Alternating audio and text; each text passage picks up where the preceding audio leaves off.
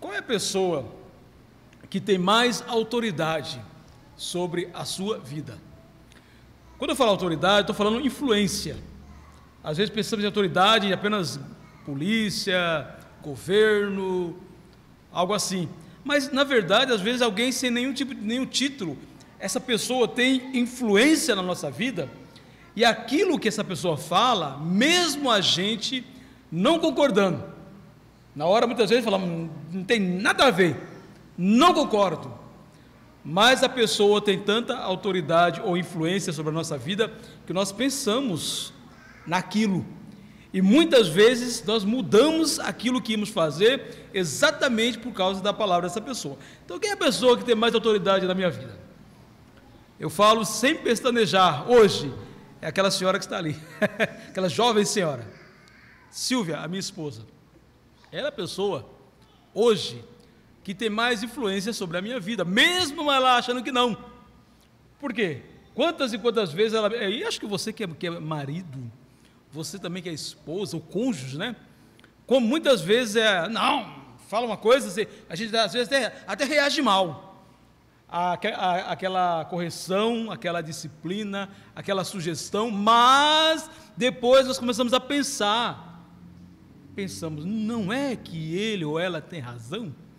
E muitas vezes mudamos aquilo que nós íamos fazer exatamente por isso, porque essa pessoa tem assim influência, e todos nós temos pessoas que influenciam a nossa vida, para o bem ou para o mal, os dois. Lá no Velho Testamento tem um rei chamado Acabe. Ele tinha uma esposa, Jezabel.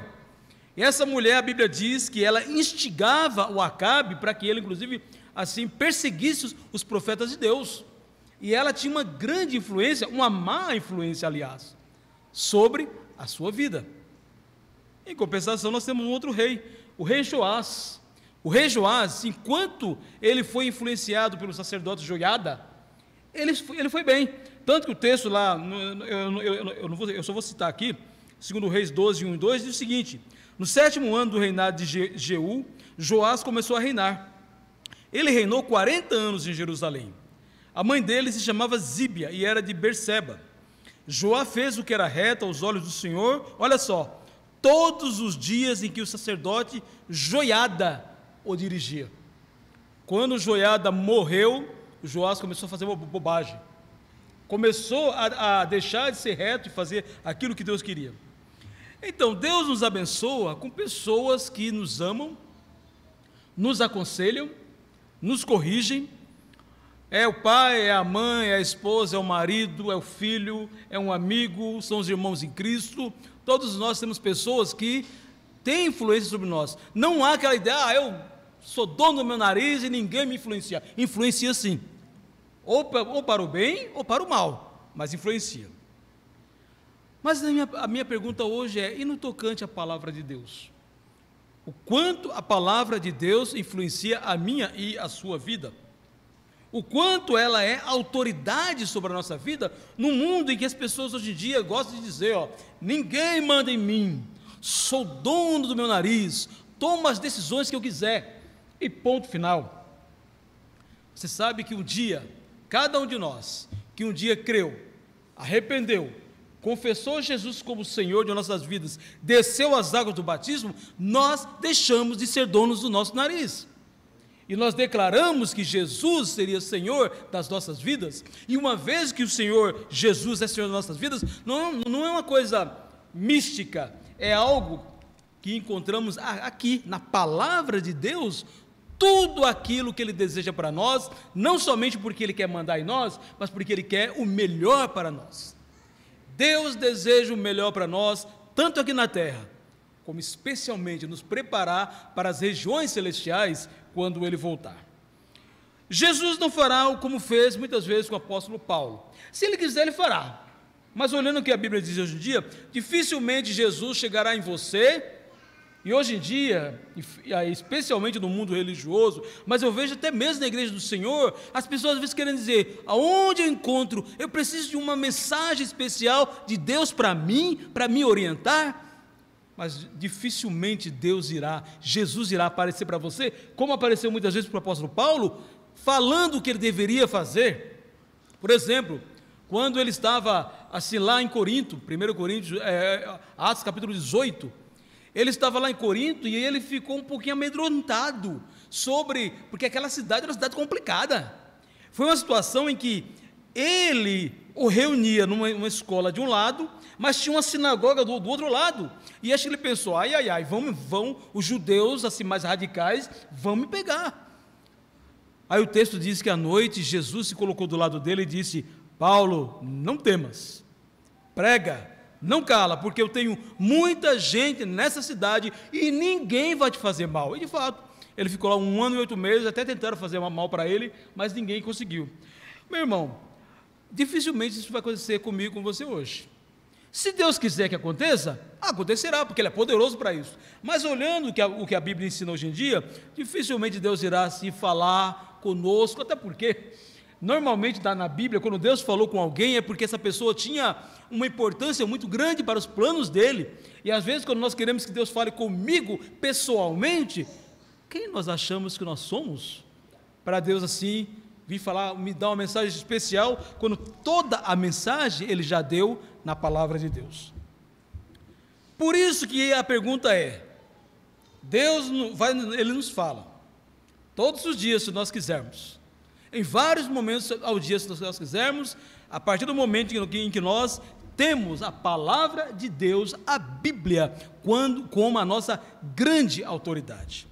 E eu quero hoje mostrar 4 sinais, 4 indícios, se a palavra de Deus é ou não é a nossa autoridade. Às vezes podemos dizer, sim, a palavra de Deus é a minha autoridade, falamos com a boca, mas às vezes a maneira como nós agimos, as nossas atitudes mostram exatamente o contrário. Qual é o primeiro sinal que nós temos, se a palavra de Deus é ou não autoridade em nossas vidas? Primeiro sinal é uma pergunta: quanto tempo eu passo lendo, refletindo, meditando e buscando a verdade de Deus na minha vida, na palavra dele? Às vezes dizemos, quanto amo a tua lei. Aí citamos assim, vários textos do Salmo 119 que o Davi fala isso, mas a pergunta é, quanto tempo eu gasto diariamente lendo, ouvindo a palavra de Deus, meditando, aprendendo dessa palavra? Aí eu vou te dar umas dicas. Quanto tempo eu passo na palavra, comparando o tempo que eu passo olhando para o meu celular? Quanto tempo eu passo na palavra, comparando com o tempo em que eu passo assistindo televisão? Quanto tempo eu passo com a palavra, comparando com o tempo que eu passo lendo outros livros, que são importantes? Ler é importante, mas quanto tempo eu passo lendo a palavra de Deus, comparando com outros livros que eventualmente assim eu leia? Claro que após a vida cristã, quanto mais a gente vai conhecendo Deus e vai passando com a palavra de Deus, a nossa cabeça vai se enchendo da vontade de Deus, de conhecimento da palavra. Nós faremos como Jesus, que lá no deserto, quando o diabo tentou ele várias vezes, ele não precisou ter um pergaminho assim para ler, não, ele tinha aqui. Toda vez que o diabo atacou Jesus, ele disse: está escrito, não só de pão viverá o homem, mas de toda a palavra que procede da boca de Deus. Está escrito, ao Senhor teu Deus adorarás, e somente a Ele darás culto. Está escrito, e ele citava de cabeça. Mas isso não isenta a cada um de nós de gastar tempo lendo, meditando assim na palavra de Deus. Olha só, veja comigo em Neemias capítulo 8. Neemias capítulo 8 é um dos textos que eu gosto muito. Neemias capítulo 8, versículo de 1 a 3, que diz o seguinte: quando chegou o 7º mês, e os filhos de Israel já estavam morando nas suas cidades, todo o povo de Israel se reuniu, como um só homem, na praça, diante do portão das águas. E pediram a Esdras, o escriba, que trouxesse o livro da lei de Moisés, que o Senhor havia ordenado a Israel. Esdras, o sacerdote, trouxe a lei diante da congregação, composta por homens, mulheres e todos os que eram capazes de entender e que ouviam. Era o 1º dia do 7º mês. Esdras leu o livro em voz alta diante da praça, que fica em frente ao portão das águas, desde o amanhecer até o meio-dia, na presença dos homens, das mulheres, dos que podiam entender. E todo o povo tinha os ouvidos atentos ao livro da lei. Versículo 8. Eles iam lendo o livro da lei de Deus claramente, dando explicações de maneira que o povo entendesse o que se lia. Olha só, a vontade. Você sabe que no nosso meio, eu espero que não exista isso. Há aquelas caixinhas de promessa. Vamos ver qual é a promessa que Deus tem para mim hoje. Aí vai lá, é isso que Deus tem para mim hoje. E aqueles então que falam assim, vamos ver o que Deus tem para mim hoje. Aí pega lá e lê, abre em qualquer lugar e diz, é isso que Deus está querendo para mim hoje. Não. Você percebe aqui no livro de Esdras que ele ia lendo, dando explicações, como o irmão fez aqui durante a aula bíblica, explicando ponto por ponto, para que cada um pudesse entender. Sabe por quê? Porque a palavra de Deus tem instruções em todas as áreas de nossas vidas. Efésios capítulo 5, 17, o apóstolo Paulo diz, por essa razão, não sejam insensatos, mas procurem compreender qual é a vontade do Senhor. E como é que nós saberemos qual é a vontade do Senhor? Exatamente buscando na palavra de Deus, qual é a vontade do Senhor. Às vezes alguém fala assim, fulano me falou tal coisa, e eu mostro na Bíblia, mas é um texto isolado, é um texto que não foi estudado, é um texto que não foi refletido, e um texto isolado, você utiliza esse texto como o diabo quis utilizar um salmo, inclusive, para enganar Jesus na tentação dele. O próprio livro de Efésios fala, Efésios 5, 22 em diante, como um casamento funciona segundo a ótica de Deus. Depois fala como o marido, primeiro fala como a esposa deve agir, como o marido deve agir, como os filhos devem agir, como os empregados devem agir. O livro de, Tito fala como os escravos devem agir. O livro de Romanos, capítulo 13, diz que como nós devemos agir perante as autoridades. Percebeu? A Bíblia tem orientações em todas as áreas das nossas vidas.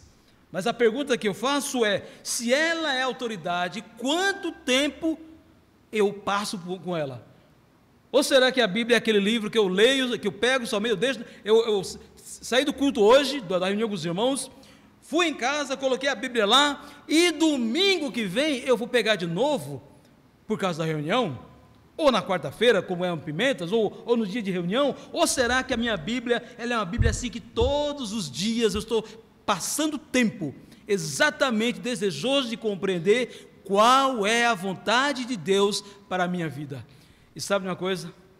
Quanto mais tempo passa, a partir da leitura bíblica, Deus vai nos orientando, vai abrindo nossa mente, vai nos enchendo de sabedoria, e nós vamos conhecendo, às vezes, pontos que no começo da vida cristã a gente não sabia.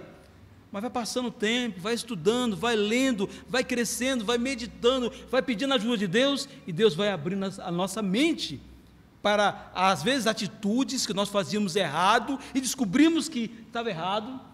Às vezes, crenças que nós tínhamos, porque nos passaram dessa maneira, aí nós vamos lendo a palavra e percebemos que não é dessa maneira. De que maneira? Lendo a Bíblia todos os dias.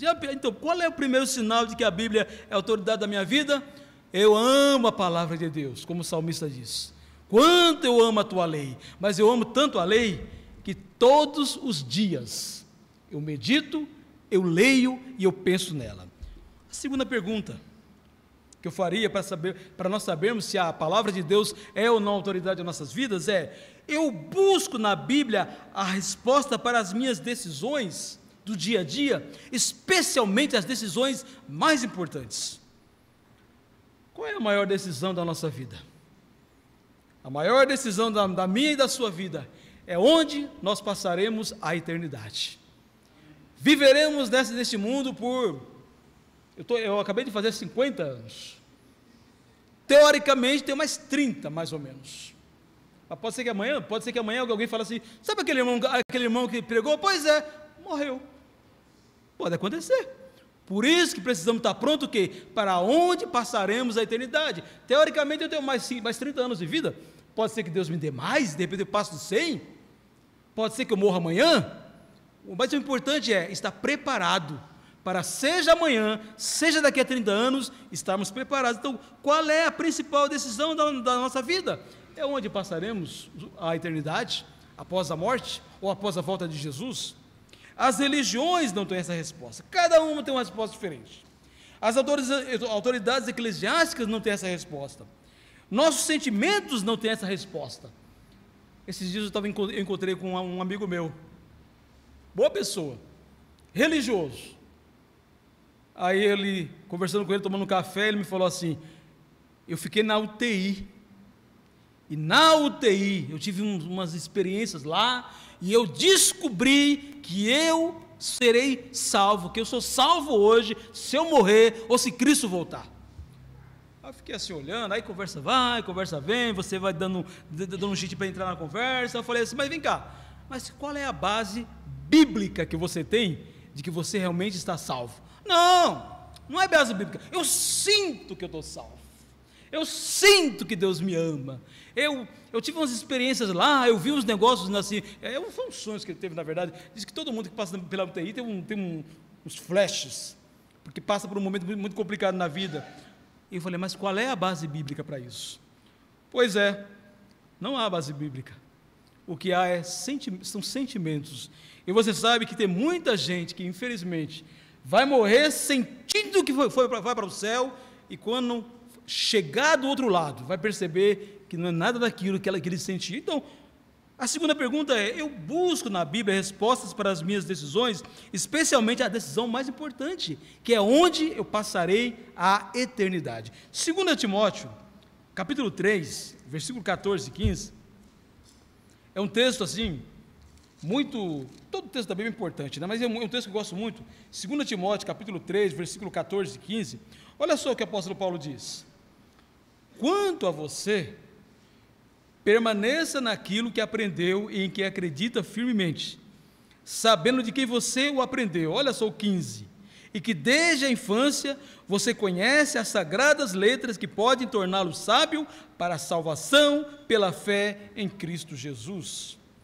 A salvação vem pela fé em Cristo Jesus, mas é a Bíblia que mostra que tipo de fé é essa e que tipo de Jesus é esse, porque o Jesus que o mundo religioso prega hoje em dia, muitas vezes não é o Jesus da Bíblia, e precisamos da palavra de Deus. É por isso que nós meditamos, passamos tempo na palavra de Deus. A palavra de Deus é uma bússola. Eu tenho usado muito essa frase lá no Pimentas, especialmente com as pessoas que às vezes estão estudando a Bíblia e não percebem. A pessoa fala assim: eu acho, aí fala um monte de coisa, eu sinto, eu penso. Eu falei: bom, você encontrou a sua bússola, é o seu achismo, são os seus sentimentos, é a religião. Você vai estudar com um religioso, ele fala assim: olha, aí cita, o meu pastor, o padre, o reverendo, cita uma autoridade eclesiástica. Eu falo assim: bom, você escolheu a sua bússola, mas eu já escolhi minha bússola. É somente a Bíblia, a palavra de Deus, que é a minha bússola. Eu ainda estou falando sobre utilizar a palavra de Deus como a minha autoridade nas grandes decisões. E qual é a segunda maior decisão que nós tomamos nessa vida? É com quem passaremos 30, 40 ou até mais assim anos aqui na terra. O nosso cônjuge. Aí eu pergunto para você, especialmente para você que ainda não casou: onde você busca conselho para encontrar o seu cônjuge? Os jovens, apenas nos seus sentimentos? Apenas na estabilidade financeira que ele ou ela pode dar? Apenas na beleza física que um dia irá acabar? Ou nas escrituras sagradas?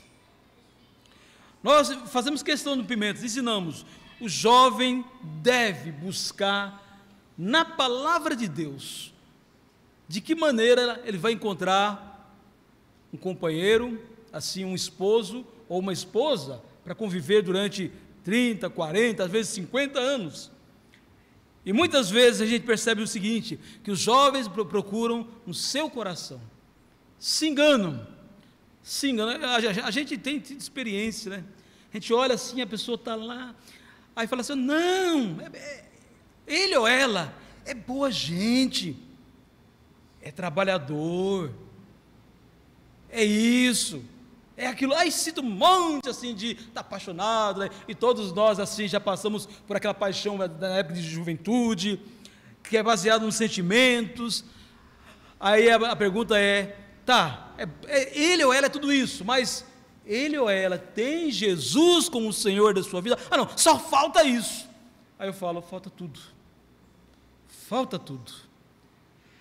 Se alguém está namorando, está pensando em casar, e a pessoa ainda não tem Jesus na sua vida, não confessou, não foi batizado, se não creu, não se arrependeu, não confessou, não passou pelas águas do batismo, não é um filho de Deus, falta tudo, porque essa pessoa vai ser uma pedra de tropeço na sua vida espiritual. Mas vai falar isso para uma pessoa apaixonada? É complicado. Mas eu quero perguntar entre nós, quem é a autoridade na sua vida? São os seus sentimentos ou é a palavra de Deus? Olha só o que diz Jeremias capítulo 17, versículo 9, vou correr aqui para não tomar muito tempo, Jeremias 17, 9. Jeremias, olha só o que a Bíblia diz sobre esse assunto. Olha só, Jeremias 17, 9 é um texto conhecido. Enganoso é o coração, mais do que todas as coisas, desesperadamente corrupto, quem poderá assim entendê-lo? Aí entra na terceira pergunta. Eu submeto as minhas emoções e sentimentos à autoridade da palavra de Deus? Em termos espirituais, de vez em quando alguém me diz assim, eu sei que a Bíblia diz tal coisa, mas eu acho ou eu sinto. Aí eu pensei, ai, é catástrofe, é catástrofe. Eu sei que a Bíblia diz, mas eu sinto, eu acho, eu penso, eu sei que a Bíblia diz, mas eu sinto que eu estou no caminho certo. Eu sei que a Bíblia diz, mas eu sinto que essa decisão minha tem a aprovação de Deus. Eu sei que a Bíblia diz, mas eu sinto a presença de Deus de maneira especial. Pois são essas coisas que, quando a palavra de Deus não é autoridade da nossa vida, a gente toma uma decisão baseada em nossos sentimentos, nas nossas emoções, nas nossas conveniências pessoais. E lá na frente iremos sofrer as consequências de uma decisão tomada errada. Eu sei que a Bíblia diz que o divórcio é errado, mas meu amor acabou e eu mereço ser feliz. Eu sinto que a Bíblia diz que divorciar é errado, mas Deus quer a minha felicidade, e essa pessoa não me traz mais felicidade. Eu sei que eu deveria congregar, mas eu não estou bem, estou desanimado. De vez em quando a gente visita um irmão, já faz tempo que está afastado, não quer mais contato com a irmandade, seja porque está passando por um problema na vida, que às vezes tem desanimado a sua fé, às vezes é um problema no meio da irmandade, alguém falou uma coisa, ficou magoado, ficou triste porque alguma coisa, porque realmente conviver como igreja não é fácil. Eu sei que eu deveria congregar. Não, irmão, faz 3 meses que eu não congrego com os irmãos. Não, mas eu e Deus, cada vez melhor. Mas faz 3 meses que eu não congrego com os irmãos. Por quê? Porque eu estou desanimado. Meu irmão, isso é uma mentira do diabo. Porque é impossível alguém estar bem espiritualmente e estar afastado assim do corpo de Cristo, porque é isso que a Bíblia ensina. Eu sei que essa decisão irá me afastar de Deus, ou dificultar minha vida espiritual, mas eu sinto que devo tomar essa decisão mesmo assim. Sejamos como Jesus. Antes das decisões importantes, Jesus até sentia vontade de transformar assim as pedras em pães, mas ele sabia que aquela não era a vontade de Deus, por isso que ele diz, está escrito, e ele não fez aquilo assim que ele tinha vontade. O Salmo 119, versículo 12, o salmista diz, induzo o meu coração a obedecer a tua palavra. Sabe por quê? Maturidade espiritual é quando a gente está doidinho de fazer uma coisa que não é vontade de Deus. E convenhamos, pecado é algo que naquele momento pode ser prazeroso. Eu estou com vontade de fazer uma coisa que não é a vontade de Deus, mas maturidade espiritual é dizer, eu estou com vontade, mas eu não vou fazer. Ou eu estou com vontade, assim, ou eu devo fazer algo que é a vontade de Deus, e eu assim, eu deveria fazer, mas eu não estou com vontade. Mas se a palavra de Deus diz que eu devo fazer, eu vou e faço. Olha só, Mateus capítulo 36, 37 a 42. Mateus 36, 37 a 42, que nós aprendemos com Jesus a respeito disso. Mateus 36 não, deve ser Mateus 26, porque não tem Mateus 36. Isso é só para ver se vocês estão assim, prestando atenção. Mateus 26, é isso mesmo, 37 a 42. E levando consigo Pedro e os 2 filhos de Zebedeu, começou a sentir-se tomado de tristeza e de angústia, Jesus. Então lhes disse: a minha alma está profundamente triste até a morte, fiquem aqui e vigiem comigo. E adiantando-se um pouco, prostrou-se sobre o seu rosto, orando e dizendo: meu Pai, se é possível que passe de mim este cálice, contudo, não seja como eu quero, e sim como tu queres.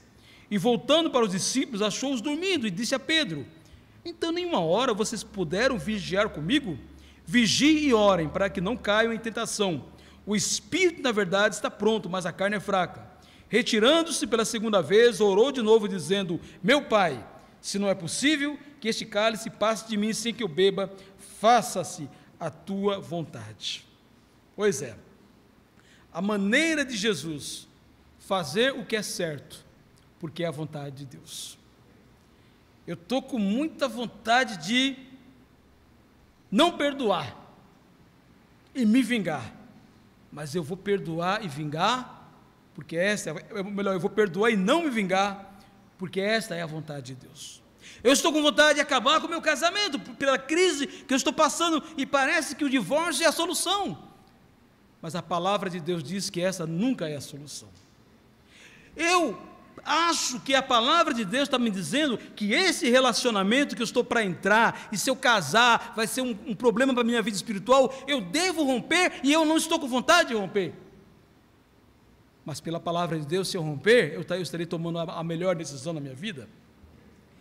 Na quarta-feira, no domingo, ou sei lá, na escola dominical, no sábado, eu não estou com vontade de estar com os irmãos, porque eu estou com preguiça, porque eu estou cansado, seja lá qual é o motivo, mas a palavra de Deus diz que eu devo me congregar com os meus irmãos. Hebreus capítulo 10, versículo 25.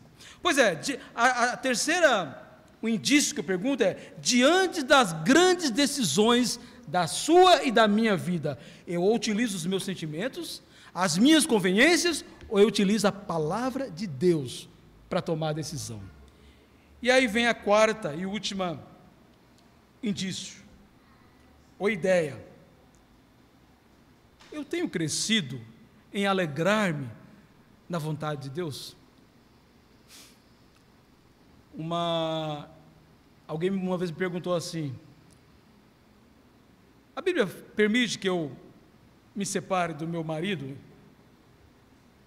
falei: biblicamente não, a vontade de Deus não é essa. Ela falou: mas eu vou ficar com ele então, porque é a vontade de Deus, e vou ficar sofrendo. Mas não é isso que Deus quer para nós. Eu tenho crescido em alegrar-me na vontade de Deus. Eu gosto mas tinha um cântico que fala assim, quando o que eu quiser não for a tua vontade, me livra da minha. Romanos capítulo 12, versículo 2, olha só o que o apóstolo Paulo nos ensina. Romanos 12, 2, ele diz: e não vivam conforme os padrões deste mundo, mas deixem que Deus os transforme pela renovação da mente. Veja bem, renovação da mente, para que possa experimentar qual é a boa, agradável e perfeita vontade de Deus. Sabe quando a palavra de Deus é autoridade? Quando cada vez mais a vontade de Deus é a minha vontade. Quando a alegria de Deus é a minha alegria. Qual é a sua maior alegria? Aí tem várias, né? Como eu seria feliz se eu ganhasse na loteria.